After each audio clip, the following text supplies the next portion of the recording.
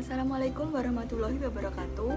Perkenalkan, saya Berliana Fitara Harja, mahasiswa S1 Pendidikan Matematika Angkatan 2019, Universitas Negeri Malang. Video ini saya buat untuk memenuhi tugas mata kuliah Media Pembelajaran Matematika.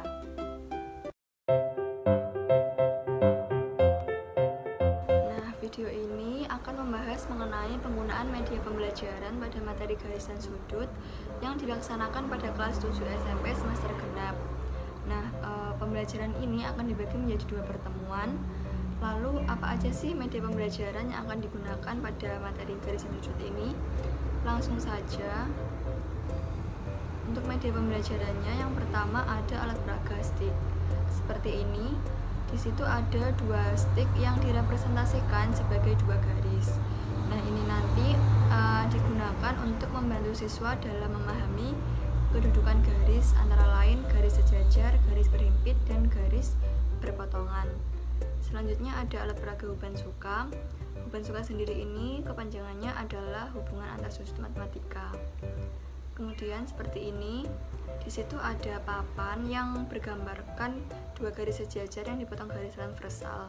Kemudian ada model-model, di situ ada 4 model, yaitu model X, model F, model C, dan model Z.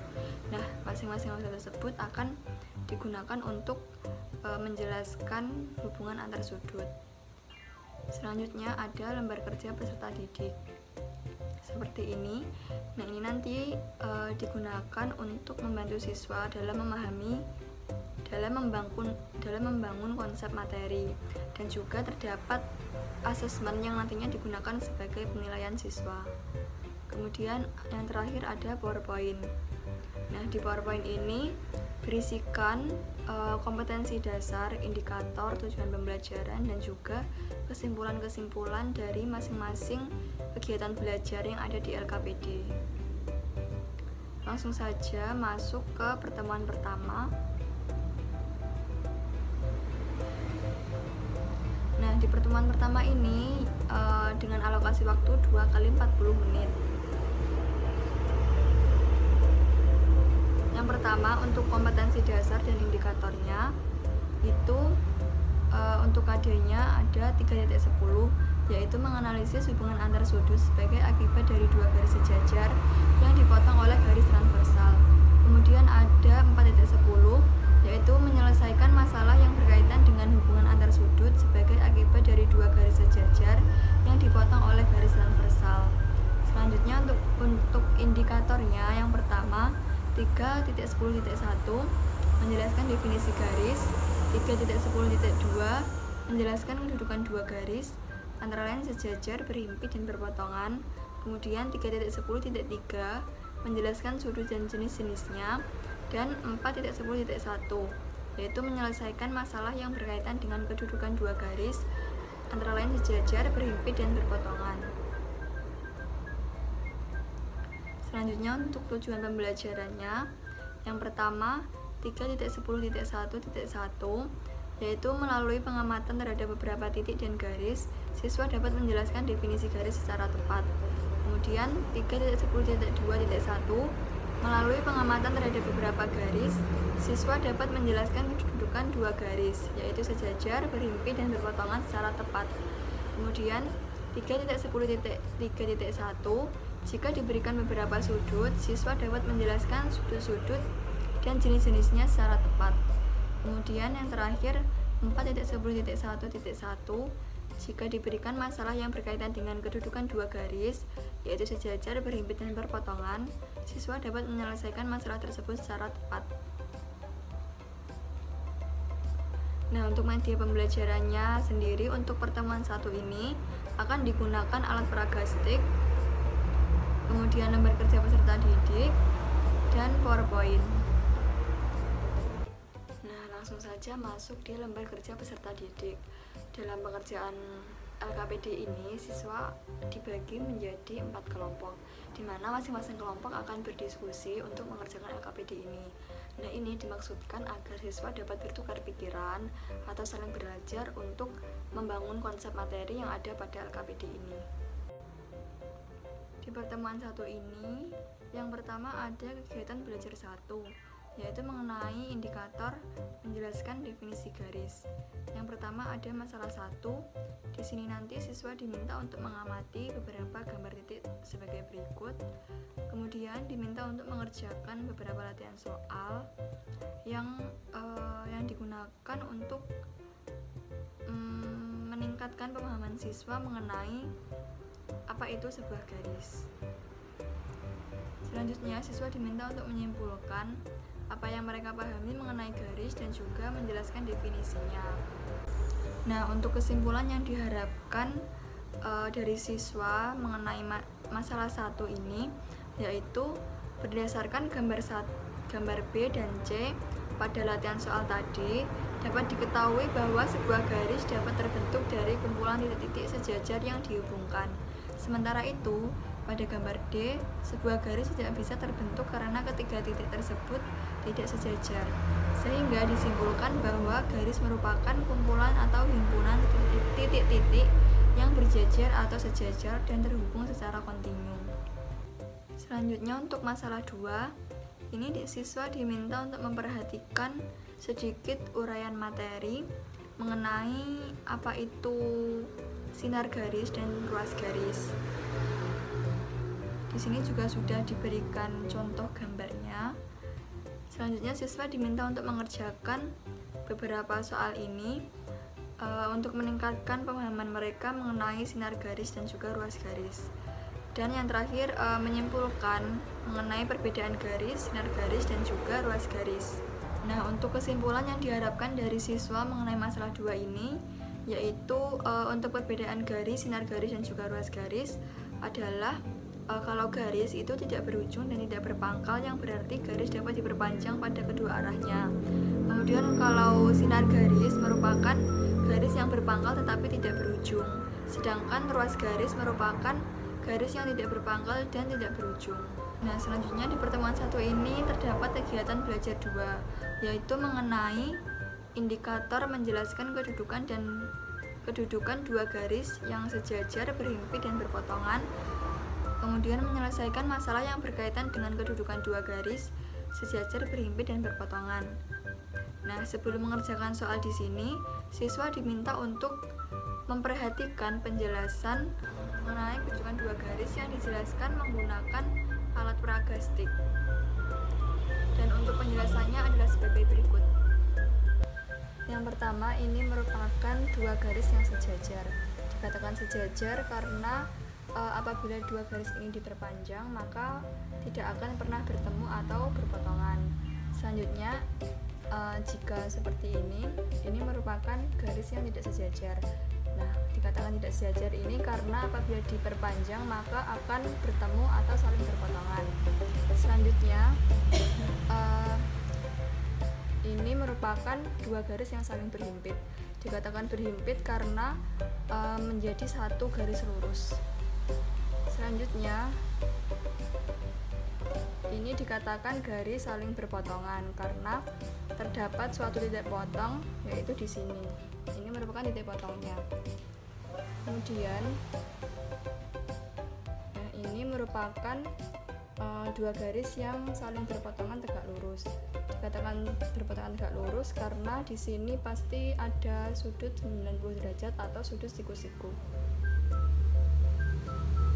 Nah, setelah memperhatikan penjelasan tersebut, siswa kembali diminta untuk mengerjakan beberapa soal ini, yaitu mengenai kedudukan dua garis.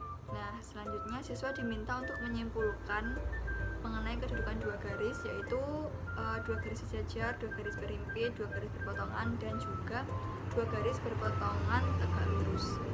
Nah, untuk kesimpulan dari kegiatan belajar 2 ini, diharapkan siswa dapat menyimpulkan yang pertama mengenai dua garis sejajar itu, jika kedua garis tersebut terletak pada bidang datar dan tidak akan pernah bertemu atau berpotongan apabila garis tersebut diperpanjang sampai tak berhingga.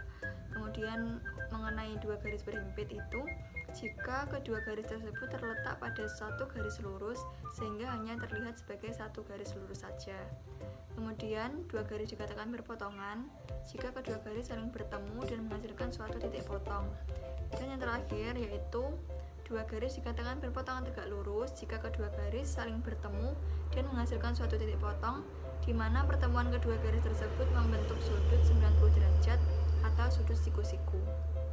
Selanjutnya ada kegiatan belajar 3, yaitu mengenai indikator menjelaskan sudut dan jenis-jenisnya. Yang pertama ada masalah 1. Di sini siswa diminta untuk mengamati gambar jam dinding. Kemudian diminta untuk mengerjakan beberapa soal mengenai pembentukan sudut dari gambar jam dinding tersebut. Selanjutnya ada masalah 2. Di sini siswa diminta untuk memperhatikan pembentukan sudut. Selanjutnya siswa diminta untuk mengerjakan 2 soal tersebut.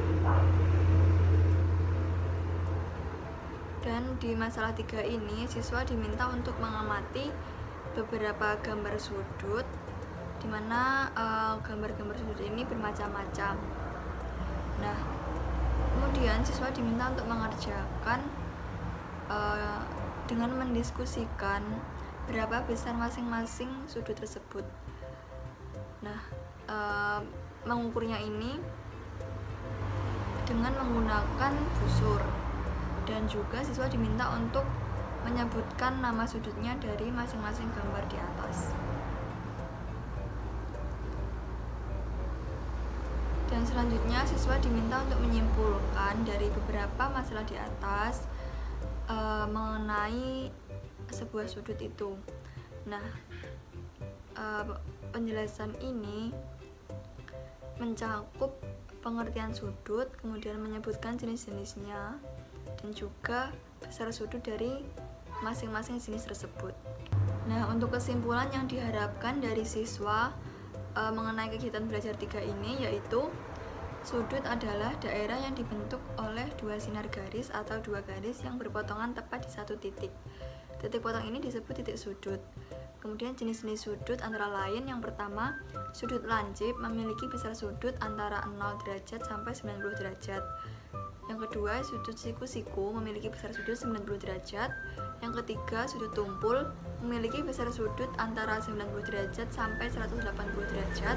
Yang keempat, sudut refleks memiliki besar sudut antara 180 derajat sampai 360 derajat. Dan sudut satu putaran penuh yang memiliki besar sudut 360 derajat. Nah, di akhir pertemuan ini terdapat asesmen. Asesmen ini dikerjakan secara individu sebagai penilaian siswa.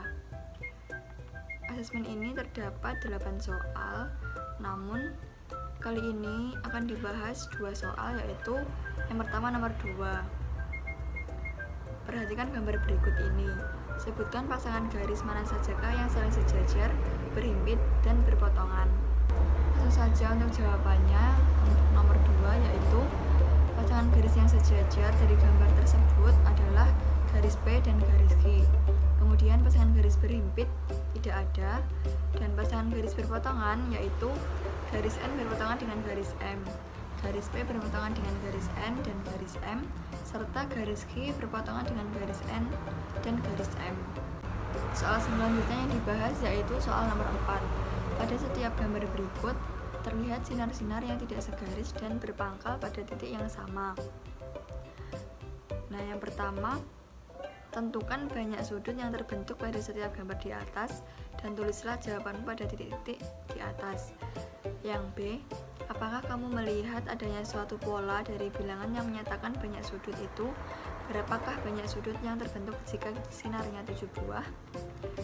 Dan yang C, tulislah suatu rumus yang menyatakan banyaknya sudut yang terbentuk jika banyak sinar adalah N buah. Nah, untuk jawabannya yaitu yang A, 2 sinar itu membentuk 1 sudut, 3 sinar membentuk 2 sudut, 4 sinar membentuk 3 sudut, dan 5 sinar membentuk 4 sudut. Nah, yang B itu jawabannya iya, dan banyaknya sudut yang terbentuk jika sinarnya 7 buah yaitu 6 sudut. Yang C, jika banyak sinar adalah N buah, maka banyaknya sudut yang terbentuk yaitu N-1. Nah, rumus ini dapat diketahui dari pola yang ada pada jawaban poin A.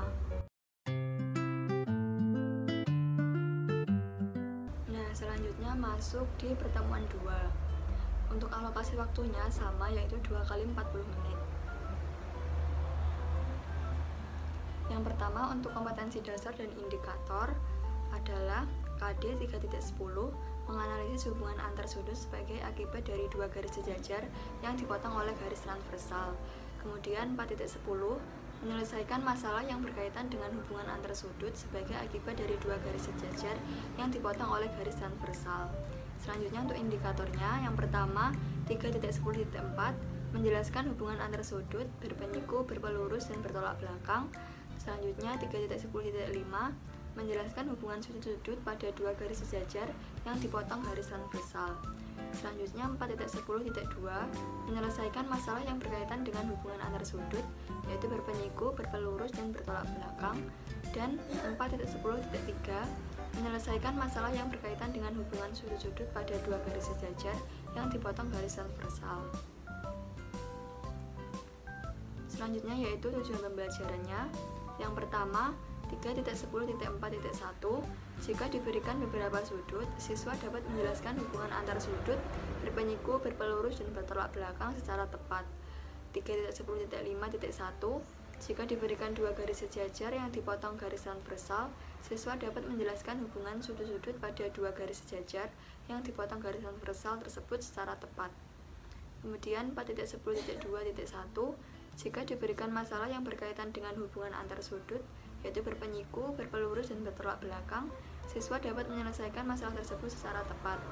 Dan 4.10.3.1 jika diberikan masalah yang berkaitan dengan hubungan sudut-sudut pada dua garis sejajar yang dipotong garis transversal, siswa dapat menyelesaikan masalah tersebut secara tepat.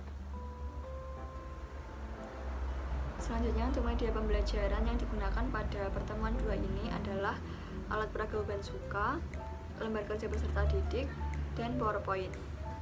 Nah, selanjutnya langsung saja masuk di LKPD pertemuan 2. Nah, di sini nanti siswa juga dibagi menjadi 4 kelompok untuk mengerjakan LKPD ini. Nah, yang pertama ada kegiatan belajar 1, yaitu mengenai indikator menjelaskan hubungan antar sudut, berpenyiku, berpelurus, dan bertolak belakang, dan menyelesaikan masalah yang berkaitan dengan hubungan antar sudut, yaitu berpenyiku, berpelurus, dan bertolak belakang.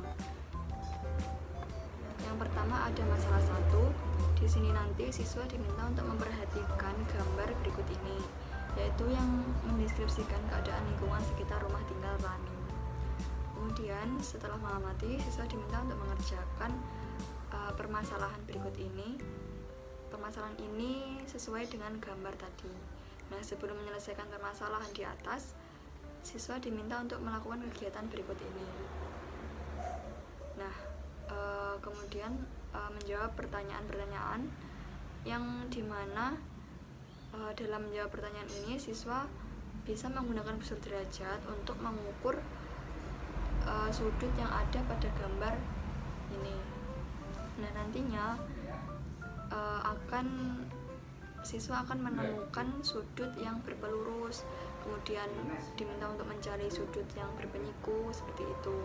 Nah, setelah menyelesaikan permasalahan ini, baru siswa diminta kembali untuk menyelesaikan permasalahan yang ada di pertama tadi. Selanjutnya untuk masalah 2, siswa diminta untuk mengerjakan beberapa latihan soal mengenai sudut berpenyiku dan berpelurus juga. Nah, ini dimaksudkan agar siswa bisa meningkatkan pemahaman mengenai sudut berpenyiku dan berpelurus. Nah, selanjutnya ada masalah 3. Di sini nanti dari 4 kelompok yang telah dibagi di awal pembelajaran tadi, diminta 1 kelompok untuk mempraktikkan di depan kelas dengan menggunakan alat peraga beban suka. Nah, untuk menunjukkan dua sudut yang merupakan sudut saling bertolak belakang.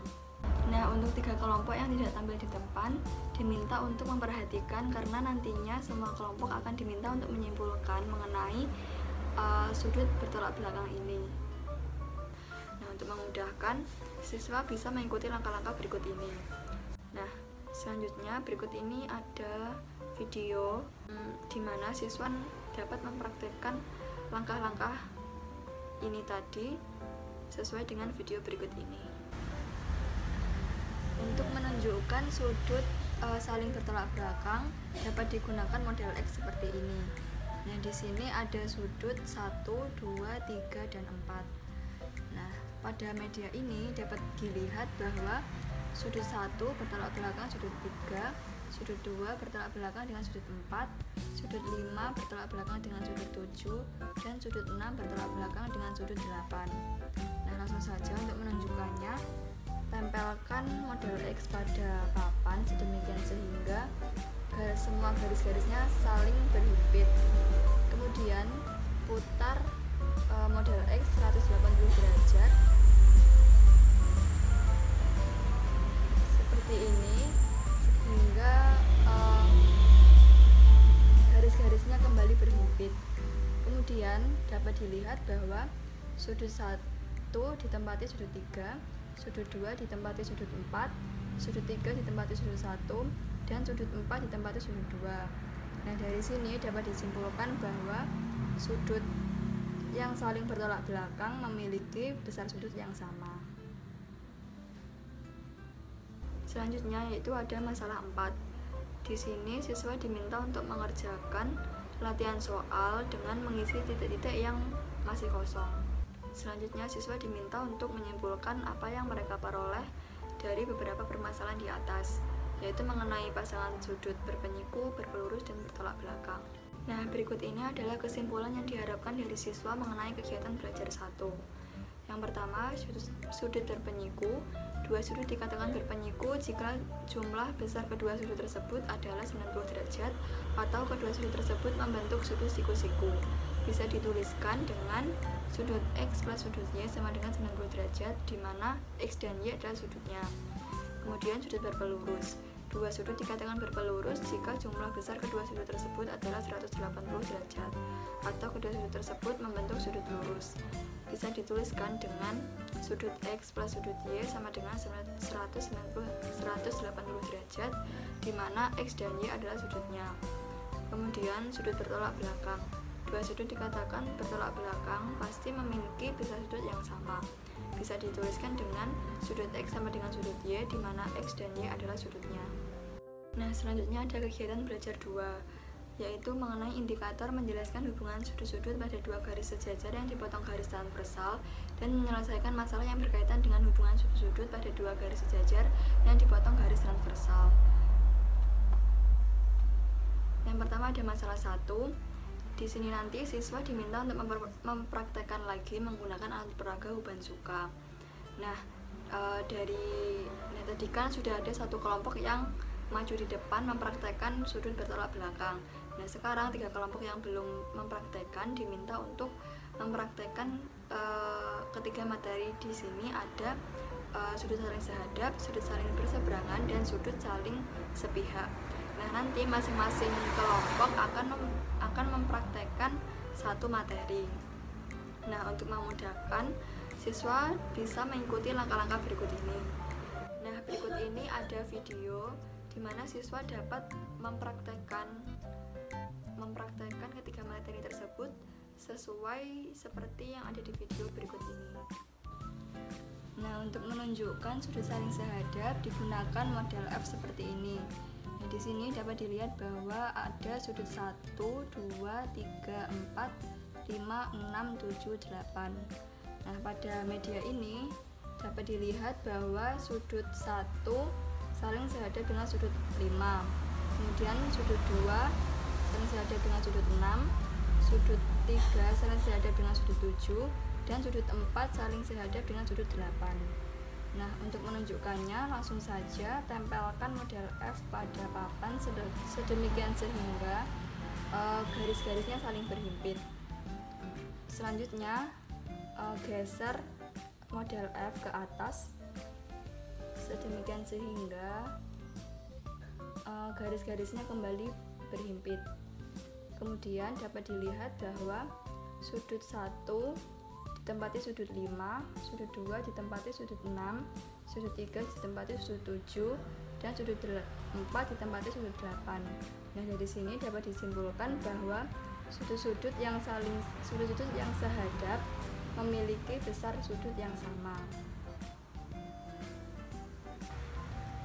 Selanjutnya untuk menunjukkan sudut berseberangan menggunakan model Z seperti ini.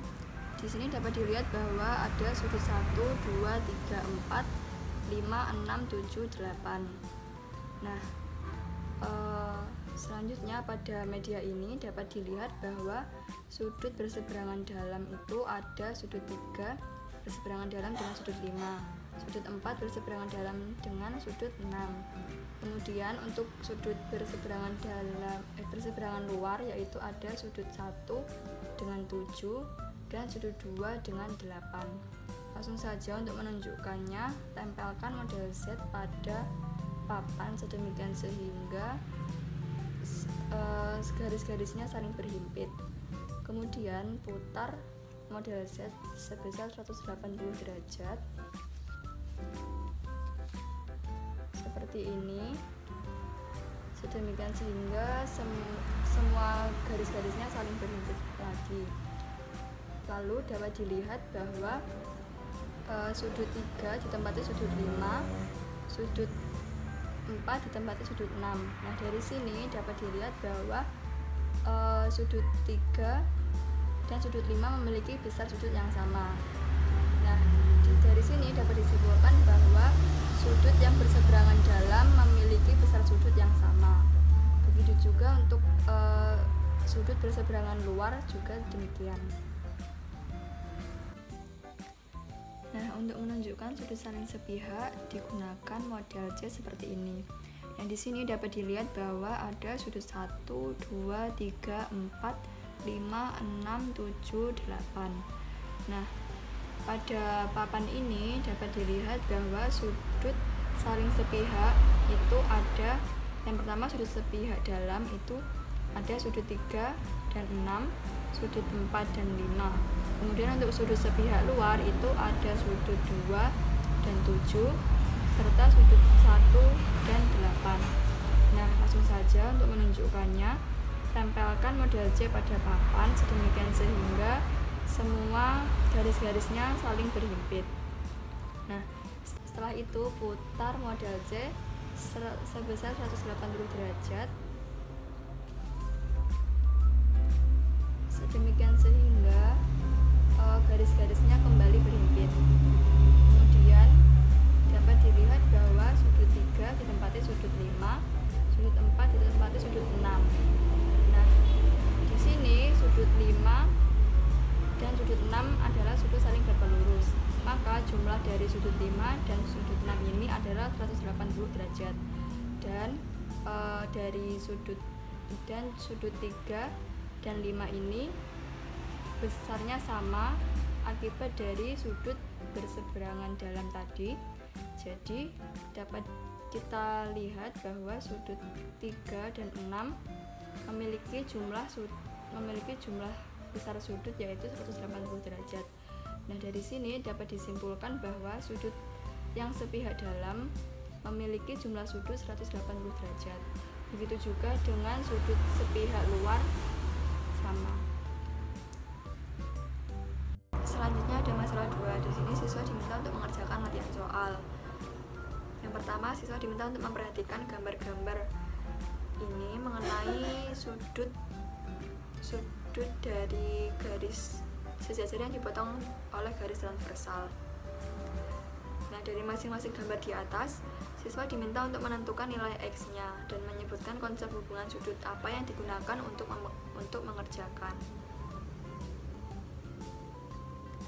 Setelah mengerjakan, siswa diminta untuk menyimpulkan mengenai konsep sudut saling sehadap, sudut saling berseberangan, dan sudut saling sepihak.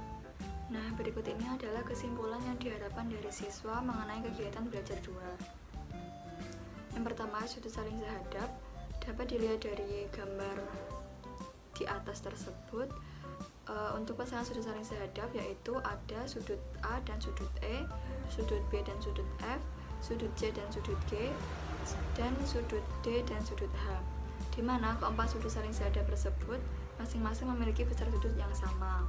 Kemudian untuk sudut saling berseberangan, yang pertama ada sudut saling berseberangan dalam, yaitu sudut C dan sudut E serta sudut D dan sudut F. Kemudian untuk sudut saling berseberangan luar yaitu ada sudut A dan sudut G, serta sudut B dan sudut H, di mana keempat sudut saling berseberangan tersebut masing-masing memiliki besar sudut yang sama. Selanjutnya untuk sudut saling sepihak, ada sudut saling sepihak dalam, yaitu sudut C dan sudut F, serta sudut D dan sudut E. Kemudian untuk sudut saling sepihak luar, yaitu sudut B dan sudut G, serta sudut A dan sudut H, di mana keempat sudut saling sepihak tersebut masing-masing memiliki jumlah besar sudut 180 derajat. Nah, selanjutnya di akhir pertemuan 2 ini juga terdapat asesmen, di mana asesmen ini dikerjakan untuk siswa secara individu. Nah, asesmen ini nantinya akan digunakan sebagai penilaian siswa. Di sini terdapat 8 soal asesmen, namun pada kali ini akan dibahas 2 nomor, yaitu nomor 1 dan nomor 6. Langsung saja, yang pertama nomor 1, tentukanlah nilai A pada setiap gambar di bawah ini. Nah, berikut ini adalah jawaban yang diharapkan dari siswa mengenai nomor 1. Yang pertama, pada gambar A itu, karena gambar sudut tersebut adalah sudut siku-siku, maka nilai A dapat dicari sebagai berikut. 2A plus 3A sama dengan 90 derajat, 5A sama dengan 90 derajat, A sama dengan 18 derajat. Jadi nilai A adalah 18 derajat. Kemudian yang B, karena gambar sudut tersebut adalah sudut lurus, maka nilai A dapat dicari sebagai berikut. 46 derajat ditambah A ditambah 29 derajat ditambah 5A ditambah 15 derajat sama dengan 180 derajat. 6A ditambah 90 derajat sama dengan 180 derajat. 6A sama dengan 180 derajat dikurangi 90 derajat, sehingga menghasilkan A sama dengan 15 derajat. Jadi nilai A adalah 15 derajat. Soal selanjutnya yaitu nomor 6. Perhatikan gambar berikut ini. Besar sudut nomor 4 adalah 95 derajat dan besar sudut nomor 2 adalah 110 derajat. Tentukan besar sudut nomor 3. Nah, untuk jawaban yang diharapkan dari siswa nomor 6 yaitu dari soal diketahui bahwa besar sudut 4 adalah 95 derajat, besar sudut 2 adalah 110 derajat, yang ditanyakan yaitu besar sudut 3. Maka dapat dijawab sebagai berikut. Karena sudut 4 dan sudut 5 saling sehadap, maka sudut 5 sama dengan sudut 4, sehingga sudut 5 adalah 95 derajat. Sudut 2 dan sudut 6 adalah sudut berpelurus, maka besar sudut 2 ditambah besar sudut 6 adalah 180 derajat, yang menghasilkan besar sudut 6 yaitu 70 derajat. Selanjutnya, karena jumlah besar sudut dalam segitiga adalah 110 derajat, maka besar sudut 6 ditambah besar sudut 5 ditambah besar sudut 3 sama dengan 180 derajat, sehingga menghasilkan besar sudut 3 yaitu 15 derajat. Jadi besar sudut nomor 3 adalah 15 derajat. Baik, sekian pembahasan saya mengenai penggunaan media pembelajaran matematika pada materi garis dan sudut. Bagi kalian yang ingin mendapatkan file media pembelajaran yang saya gunakan pada video kali ini, bisa langsung klik link Google Drive yang ada pada deskripsi video ini. Terima kasih. Wassalamualaikum warahmatullahi wabarakatuh.